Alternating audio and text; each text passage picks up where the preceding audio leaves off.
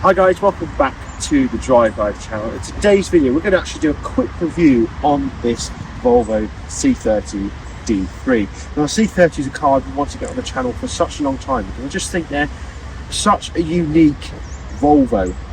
I don't think there's any other cars on the road quite like the C30. So let's get straight into it. We've got the lovely 5-cylinder D3 engine here, 150 horsepower, top speed of 130 miles an hour. It will do 0 to 60 in 8.8 seconds, and it will also achieve 70 miles an hour, 70 miles per gallon on a motorway run. So let's get straight into this and see what Volvo's potentially quirkiest car was like in, well, this was in 2011, but they actually came out in 2007. Okay, so here it is then. This is an SE Lux, hence why you've got the lovely wheels, the lovely headlights, etc. But you can see it looks really nice in this red, doesn't it? It looks nice, attention grabbing. You've got the facelifted grille and front here. So a nice big Volvo badge there. Fog lights, of course, on this model, with it being the SE Lux, as well as the xenon headlights. We've got lovely, I think these are 18-inch alloys here. No, 17. They're 17-inch alloys with nice premium tyres, and you can see it just suits it. I love the plastic cladding around here. This is designed so that if people bash the car with a shopping trolley or their door, there's a bit of protection for the bodywork. You'll see here that bottom sill there sticks out for the same reasons. It's a really clever design from Volvo. Now these obviously had full 5-star safety rating, being a Volvo, but you can see with the silhouette here, they are really unique cars. You've got, they were only ever sold as a 2-door. They do have seats in the back, but it's fairly limited space. You probably, if you've got a friend who's an above knee amputee, they're probably the only ones that would fit in there, or a small child, I suppose, with no legs or in a baby seat. So let's take a look at the back as well. This is quite polarizing. A lot of people weren't sure on the back of these cars, but I actually think they're really good looking little cars. A unique thing about this is that they all had just a single glass piece. If I had the car unlocked, we'd be able to have a look at it. They all had a single glass piece as the boot, which I just think is awesome. We don't have enough sort of innovation in design here. We've got lovely twin exhaust here as well as an aftermarket C30 boot lip protector. The boot itself is a reasonable size. This can be removed, so you can get full access, and I think you could probably fit a Labrador in there. You were just saying. I think. What do you think? If you folded the seats down, yeah, and they jumped in from the boot, I think you'd be all right. Yeah, I think you're right there. Do you reckon? Yeah. Nice.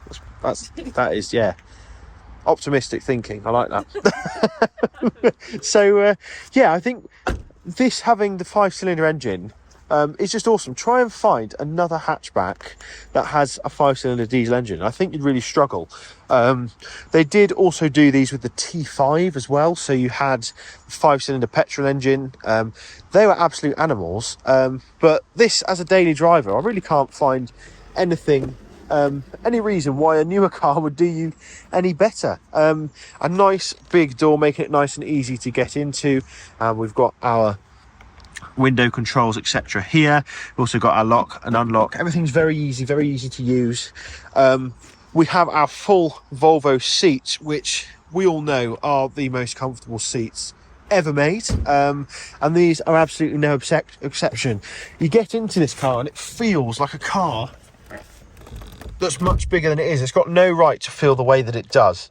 We've got our cruise control here. We've got phone, Bluetooth phone, and stereo controls. There we go, that's the word. We've also got a nice clear dashboard here as well. You've got your speed on this side, your revs on that side. And the nice thing, you've got a temperature sensor as well, a temperature readout, as well as a clock, temperature, outside temperature, and also your mileage here. This one's on 70,000 miles. It's actually in really good nick, this car, and you think it's been someone's pride and joy. You can tell that, can't you? Yeah. It's really nice. I'm just so comfy. Are you? I can't. So one of the first things you said was just how comfortable this thing was, wasn't it? It was. I think it's the dashboard design. It's not too too close. A lot of There's the no fuss here. no, nice and simple. Very simple, very basic, and they look so retro. I'm going to be hated for saying that because it was only bought out in the early 2000s, but it does look very retro. Late 2000s. Was it? Yeah, it's late 2000s. Got a short stubby little gear knob here, 6-speed transmission. They were available as the Geartronic automatic as well, which is a lovely gearbox. Climate control here, nice waterfall dash with storage behind it as well. And it's just a very unique, you could get this in different colours, but you could also get it in wood as well, which I think would be awesome. You've then got nice easy handbrake here, 12-volt sockets, a little thing to put little things in, cup holders here, and a very, very small little armrest cubby. But look how deep that is. Yeah. And it's also got the split cubby, so you've then got, try and do it without breaking it, a smaller option as well, which is pretty cool. So you can open either that one or that one, which is nice. Now to look in the back, I'm gonna have to get out of the car. There's no denying the rear space is quite compromised, but I mean, if you're willing to move your seat forward, then maybe you might have more space in the back, because you're actually quite sat. When I got in this car, I had to move forward, which I don't have to do in a lot of cars, but the seat was too far back for me. So let's have a look. Just pull the handle here, seat folds forward, there we go, like that, and it's like a lounge in the back here. It's really comfortable. You've got armrest as well. You've got a ski hatch that you can slide through. You've got 2 seats at the back, grab handles here, as well as door pockets, and it is a nice looking rear seat. Actually, I can imagine putting the dog on there quite comfortably. What do you think? Yeah. Can you fold those flat? Yes, you can fold them flat. So let's look in the boot and see how we fold them flat.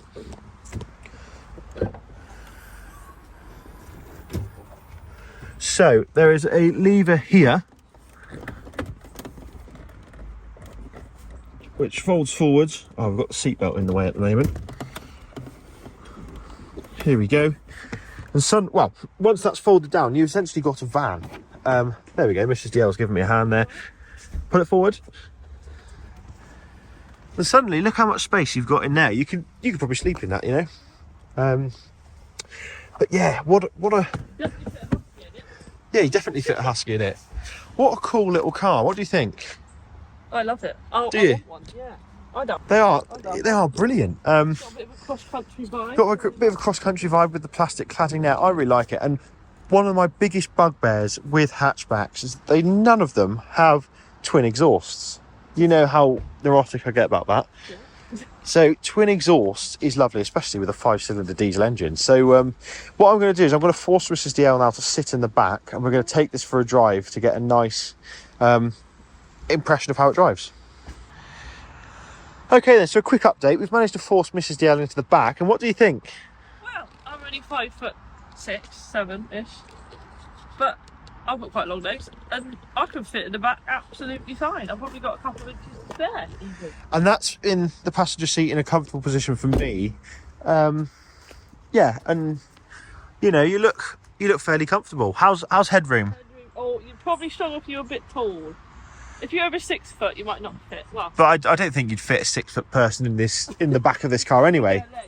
Depends on your leg to body ratio, to be honest. Right. You'd be a bit. What would be the optimal ratio, do you think? A bit less on your head. Okay. My size. Yeah. No buns allowed then. No top buns allowed. Okay, so yeah, let's take this thing out on the road and see how she performs. Okay. Okay then, so here we are behind the wheel of the C30 D3, and how is the comfort in the back? Do you know what? I'm in supreme comfort. I feel like I'm on a sofa. I really like it. Because it's only got the 2 seats instead of 3. It's not like they've tried to squish it in. Yeah. Just very comfortable. I'm just going to move this out of the way. It's annoying, crumbly. Did they sell these in an automatic or just manual? They do. They do the one with the same gearbox as in my car. TF80SC transmission. Fantastic transmission. designed for front-wheel drive cars, so it could be really compact. So let's have a look then. So we'll go on to a dual carriageway first. Now, I'd be quite interested to see how this feels in the dual carriageway in terms of its And size. its speed. Like, And its speed, yeah, to see how comfortable it is. So far, I've never seen one of these before, right? You've never showed me this. you have. I just thought, This what is the hell buy one of these. is She this? loves it that much. I'm so comfortable. I'm so comfortable. It's got plenty to go. Oh, blimey! You couldn't control that, could you?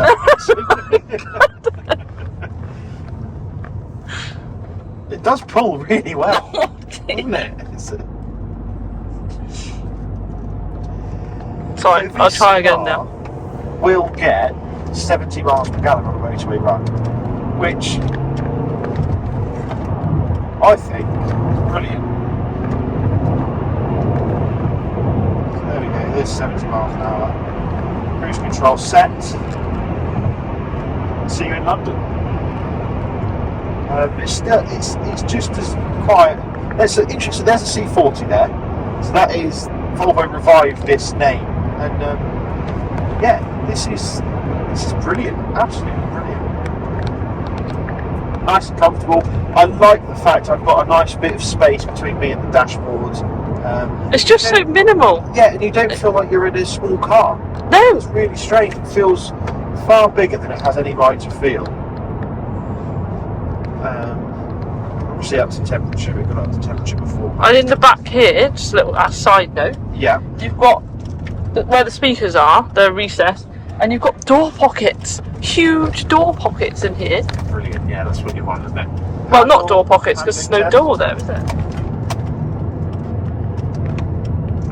Oh wow, that really does grip nicely actually. Oh, you're going, are you? Okay. Doesn't matter, so we're gonna say goodbye. That 5-cylinder noise is awesome in this thing. It's an absolute little go-kart. It's really good fun. But what I like is we now set the cruise control 66 miles per hour. Move into lane. And you could sit here for hours. Really could. It is just so comfortable. It feels, like I said, it just feels so comfortable, but also like a bigger car. You've got your automatic wipers, the lights are always on. The dashboard's nice and easy to read. All of this is dead easy to use as well. So we've got a little C30 on the screen. Oh, that's cute. Nice, decent sound system as you get in all Volvos. It really is. You can cover some serious miles in this car, no problem at all. There's no like glitzy edge to it though, so if that's something that you like, you probably wouldn't. If you're a a fan of ambient lighting and technology and touchscreens, yeah, you wouldn't want this. But as a basic car, imagine if you're like a first-time driver or like like a young lad that wants a bit of sporty, but not. Decent. But The also, running costs are so low, like. yeah, and you're also safe. Yeah, the safety is up This there. is £180 a year to tax, so it's slightly more expensive than the smaller engine models. Some of them are actually tax-free, which is unbelievable. But I'd be quite happy to pay £180 a year in tax in this. Everything else, fuel economy, let's just have a look what we're doing to the gallon currently. Let's set our average speed now, so we're at 60 miles an hour, 76.6 miles per gallon.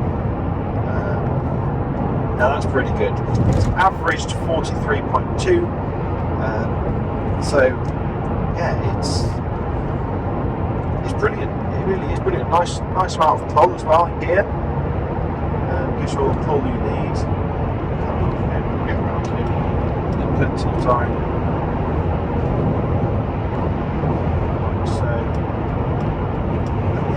It's a lovely little thing, this. I'm really impressed because this is probably one of the nicest hatchbacks I've ever driven. I've driven a lot of hatchbacks. I had a BMW 1 Series at one point. And you don't like hatchbacks, really? No, I don't. They're not your thing. This feels so much better built than that 1 Series did. You can tell it's been put together properly. And you can see why it scores so well in safety tests, because it is just so solid. You've got little things as well, like the parking ticket clip here on the windscreen, which is one of my favourite little Volvo touches. I think Skodas have the same thing, and it just makes sense, doesn't it? And even in the back here, like compared to some of the modern cars, because the belt line has to be so high, in the back here it is still quite high, so the safety's up there, but because you've got glass that goes all the way back behind your head, it just feels like you're a bit more able to see everything. A bit of fun on this A road here, and the speed limit of course. I love how nimble this feels, it's brilliant. Yet it feels heavy at the same time, in a good way. So you just change up a gear, let it tick over, stick your cruise control on, and you're just comfortable anywhere.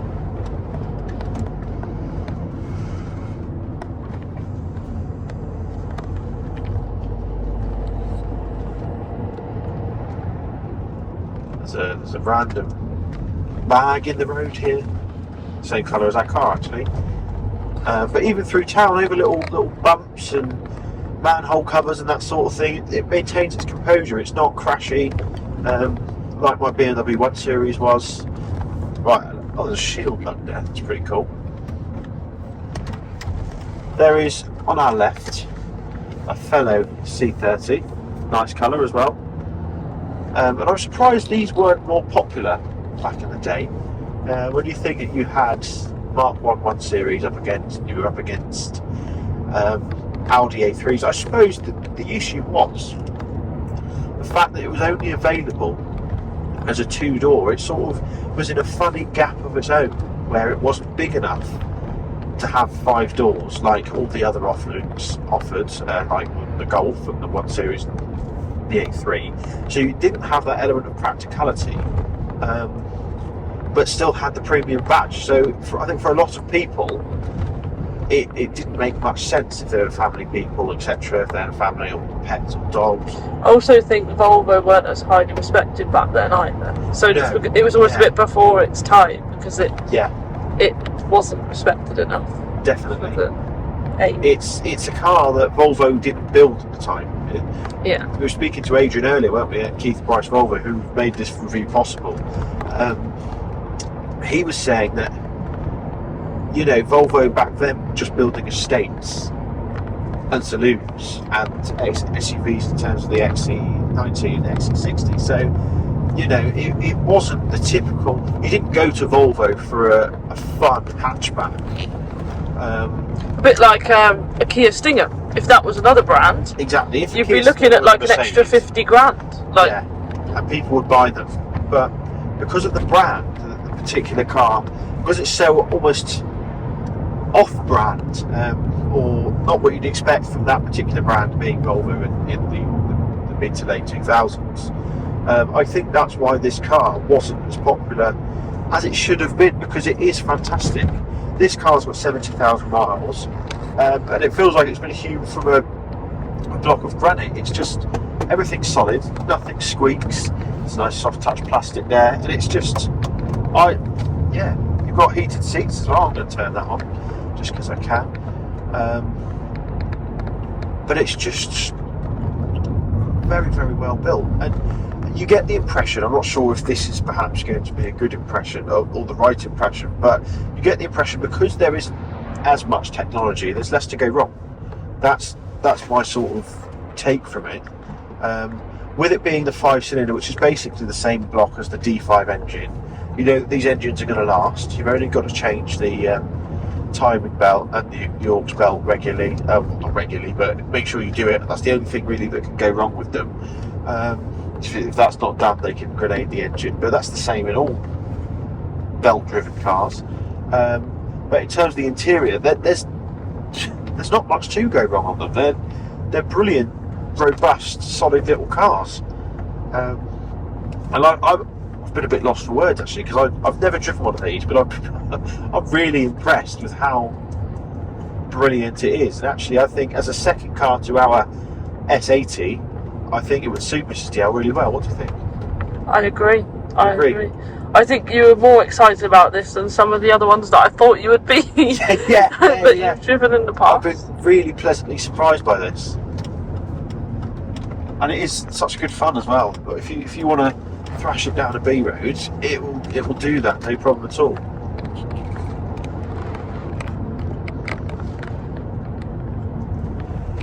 And you can get it with the range of engines as well. You can get it with the 2.5 petrol, like I said, T5 engine, but you can also get it with a 1.6 diesel that was free to tax and is 80 plus miles per gallon.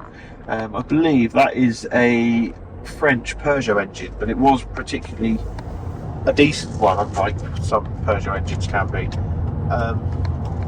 They also did it with the terrible power shift gearbox, and I definitely avoid any car with a power shift gearbox.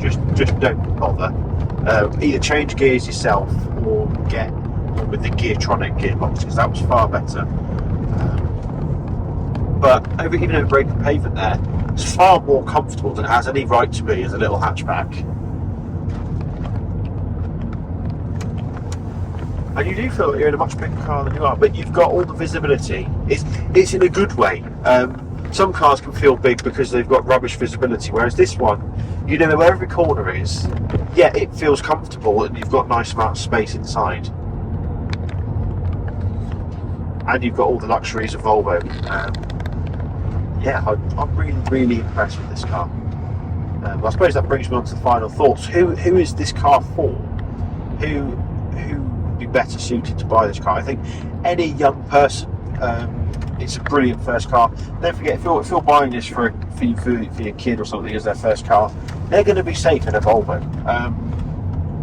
That's one of the key benefits of this car. It is really well built and safe. It's not going to get you into trouble. You've got electronics aids to look after you. It will do everything it can, this car, to keep you on the road. And if you do crash, you've then got that Volvo safety. But I think as well, for a young couple like myself and Mrs. DL, or any couple really, having this as a second car would be absolutely fantastic. It's comfortable enough, so it's not too much of a compromise, and you can drive it on a long journey, but it's also big enough to fit the weekly shopping. It's also big enough to fit a dog in if you need to, and it will do everything. It will just do everything you really need a second car to do. I'm quite impressed with it, really. So let's park it up and see how. Well, that's it. That's all there is to say about this car. It's brilliant.